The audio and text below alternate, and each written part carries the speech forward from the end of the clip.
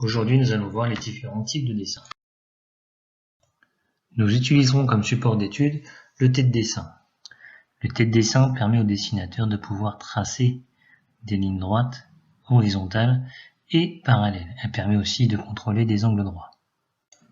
Dans la suite de cette vidéo, chaque type de dessin sera illustré par ce tête de dessin. Définissons tout d'abord qu'est-ce que le dessin technique. C'est tout simplement le langage de la communication technique entre les différents intervenants des secteurs industriels. Il permet de représenter graphiquement ou schématiquement un objet. Vous avez donc à gauche le tête de dessin en 3D et vous avez sa représentation graphique à droite en 2D. Ainsi, pour représenter graphiquement un objet, nous disposons de différents types de dessins que nous allons vous présenter. Le premier de ces dessins, c'est le schéma. Il permet de comprendre le fonctionnement du système. Il est très souvent réalisé avec des outils de traçage très simples, une règle, compas, équerre, et il figure des symboles graphiques pouvant indiquer les fonctions des composants et leurs relations. Nous avons ensuite le dessin d'ensemble qui représente l'ensemble des pièces du système, représentant aussi la disposition et la forme des éléments assemblés. Il est très souvent accompagné de sa nomenclature.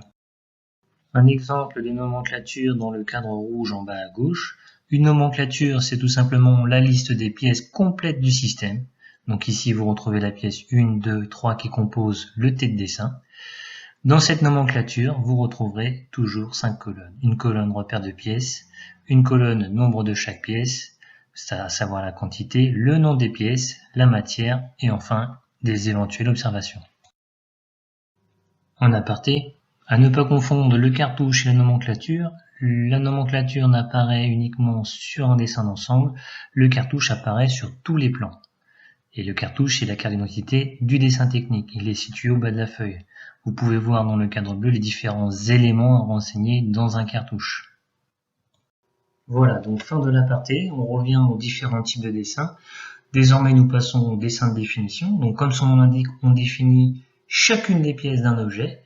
Comment on définit? On définit donc toutes les formes et les dimensions chiffrées, c'est-à-dire les cotations, en vue de sa fabrication. Ce plan servira à la fabrication, il fera foi lors du contrôle de la pièce après réalisation. Autre type de dessin, le dessin en perspective. Il représente l'objet en volume, c'est-à-dire en 3 dimensions, tel que l'œil le verrait. On ne respecte pas sur ce dessin les dimensions réelles. Voilà, donc on termine la présentation de ces différents types de dessins par le dessin en vue éclatée. Ce dessin représente en perspective les pièces d'un objet les unes par rapport aux autres. Elle permet de mieux comprendre son fonctionnement et surtout le montage de l'objet. Qu'est-ce qu'une échelle et que va nous permettre cet outil? C'est ce que nous allons essayer de voir dans la suite de cette vidéo. On peut voir en bas à droite les différents formats de papier. Malheureusement, certains objets sont trop grands pour être dessinés à leur taille réelle. Et d'autres sont parfois trop petits pour y être représentés. Donc, il faut répondre à cette problématique. Et c'est là qu'intervient l'échelle. L'échelle va nous permettre de réduire les éléments trop grands et d'agrandir les petits éléments pour pouvoir être représentés virtuellement dans les différents formats. On le caractérisera donc de la façon suivante. L'échelle d'un dessin, c'est le rapport entre les dimensions mesurées sur le dessin et les dimensions réelles d'un objet. Énumérons désormais les différentes formes d'échelle. La première forme, c'est la réduction. Donc ici, nous avons une maquette de vélo. On souhaite représenter cette maquette de vélo dans le format A4 de droite. Le problème, c'est que le vélo est trop grand. Donc nous allons devoir le réduire. Ici, nous le réduisons 2 fois. Donc, le rapport de l'échelle sera de la forme 1/2 pour une réduction.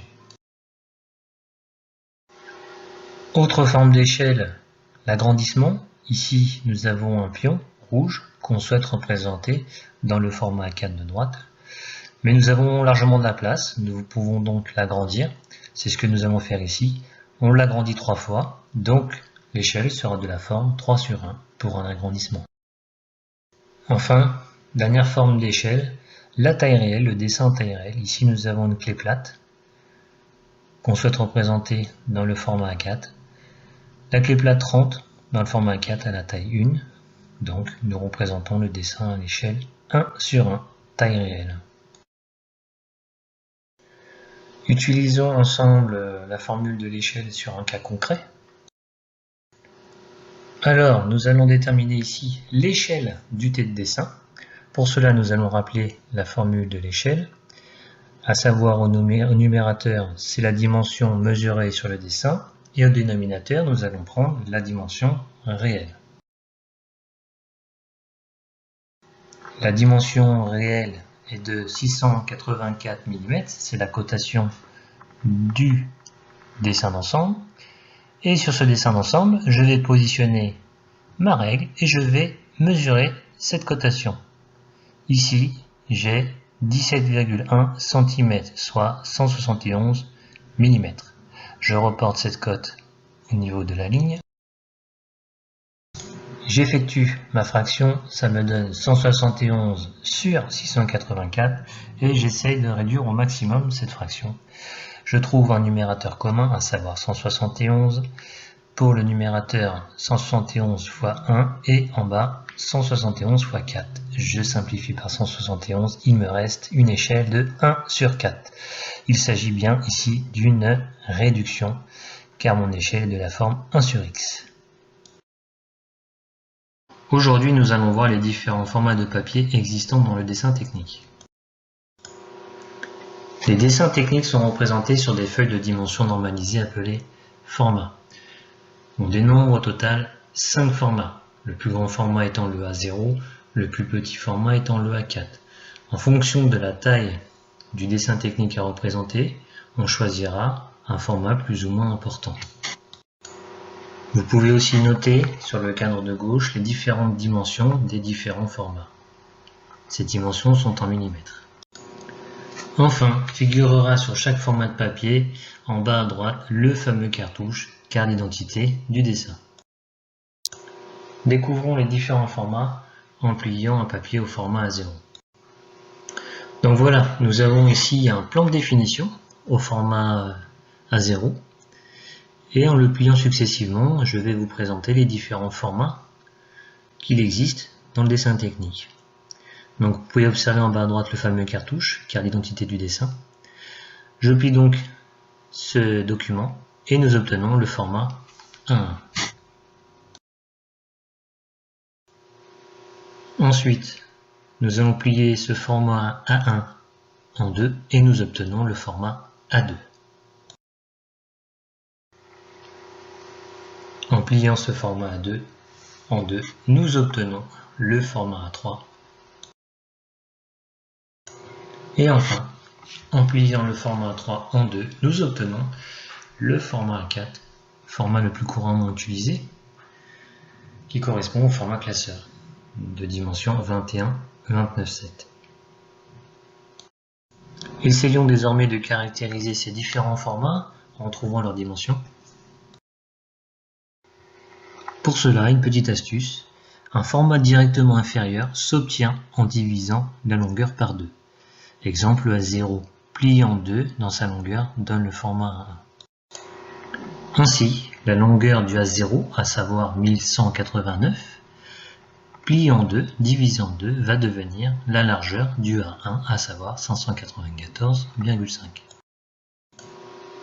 Et la précédente largeur du A0 va, elle, devenir la longueur du format A1, comme vous pouvez le voir dans l'illustration, et ainsi de suite pour les différents formats, en passant par le A2, A3 et A4.